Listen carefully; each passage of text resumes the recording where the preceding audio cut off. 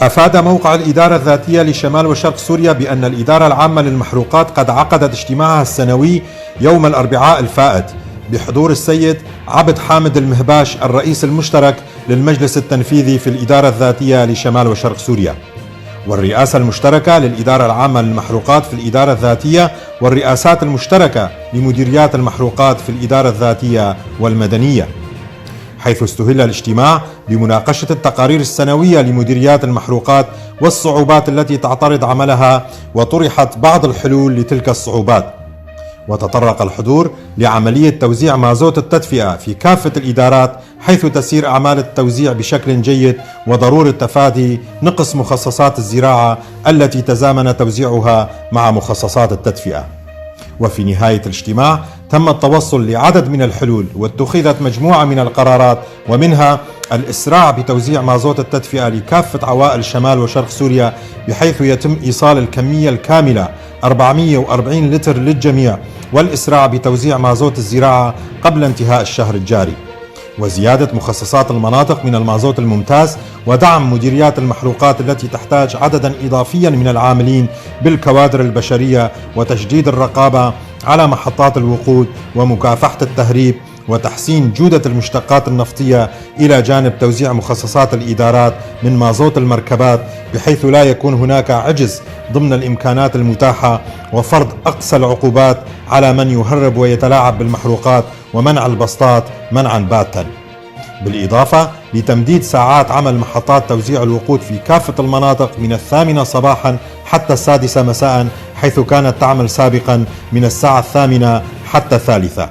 وتلزم كافة الإدارات بتطبيق القرار بسبب الإقبال على المحطات بعد إزالة منافذ البيع العشوائية.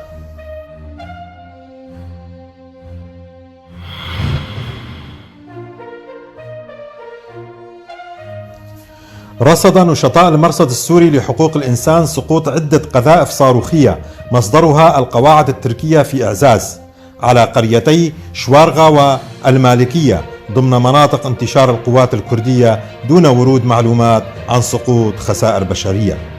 المرصد السوري لحقوق الإنسان أشار يوم أمس إلى بدء القوات التركية منذ أمس الأول بجلب كتل إسمنتية ضخمة إلى مدينة إعزاز بريف حلب الشمالي، تحضيرا لبناء جدار إسمنتي يمتد من المشفى الوطني على أطراف المدينة وصولا إلى حاجز الشط على طريق حلب عفرين بطول حوالي 2 كيلومتر وارتفاع 4 أمتار. فقد باشرت القوات التركية فور وصول الكتل الإسمنتية ببناء الجدار على طريق إعزاز عفرين عبر رافعات ضخمة، ويجري العمل ليلا خوفا من استهدافها من قبل القوات الكردية، والتي لا تبعد سوى 500 متر عن طريق إعزاز عفرين، والمتمركزة في قرى مرعناز وعين دقنة والمالكية بريف حلب الشمالي.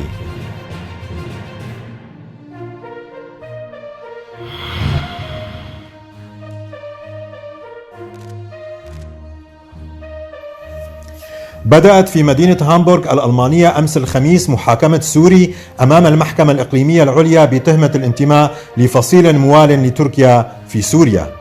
ويتهم الادعاء العام الشاب ذو 27 عاما بالقتال في صفوف حركة أحرار الشام في عام 2015.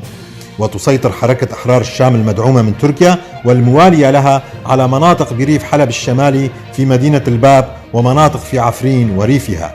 وكما يتهم بالنشاط عبر الإنترنت لصالح الحركة.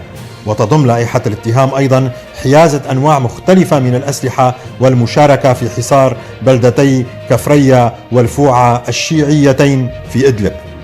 وفي 9 من شهر آب عام 2015 يظهر المتهم في فيديو نشر على موقع يوتيوب وهو يبرر حصار البلدتين. وقال محامي المتهم إن موكله يرفض التعليق على التهم الموجهة إليه. وأضاف المحامي أن موكله أخبره أنه يعاني من أزمة نفسية منذ 8 سنوات، وأن أصدقائه يكرهونه الآن بسبب نمط حياته الغربي. وكان المتهم قد وصل ألمانيا عام 2016 وتقدم بطلب لجوء، واعتقل هذا العام في شهر أيلول الماضي في مدينة روستوك شمال ألمانيا.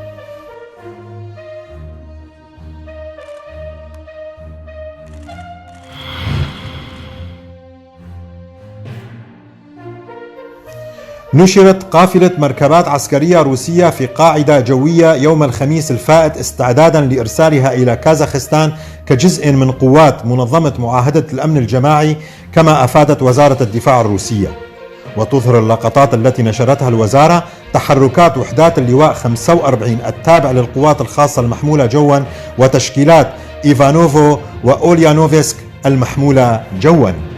وترسل روسيا الوحدات إلى كازاخستان كجزء من قوات حفظ السلام وسط الاضطرابات الكبيرة التي تشهدها الأخيرة، والتي أشعلتها الاحتجاجات التي بدأت بسبب ارتفاع أسعار الوقود، وبدأت المهمة وفقا لقرار سابق صادر عن مجلس الأمن الجماعي حسب ما أعلنت أمانة المنظمة.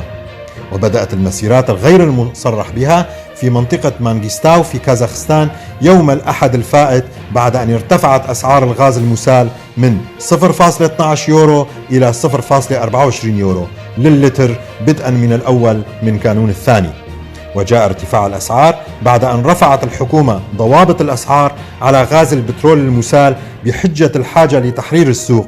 وبحسب وزارة الصحة في كازاخستان أصيب أكثر من 1000 شخص خلال الاحتجاجات المستمرة، كما نقل ما يقرب من 400 إلى المستشفى.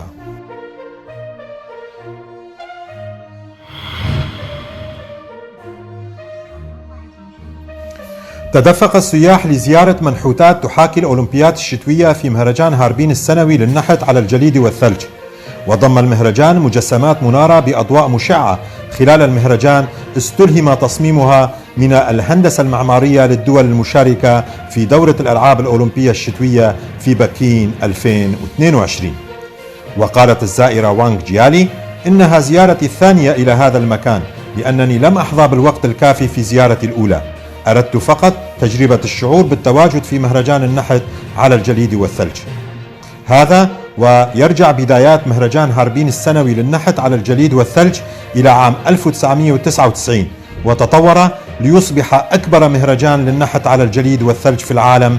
وانطلق مهرجان هذا العام في 25 كانون الأول 2021، وسيستمر حتى 28 شباط من العام الحالي.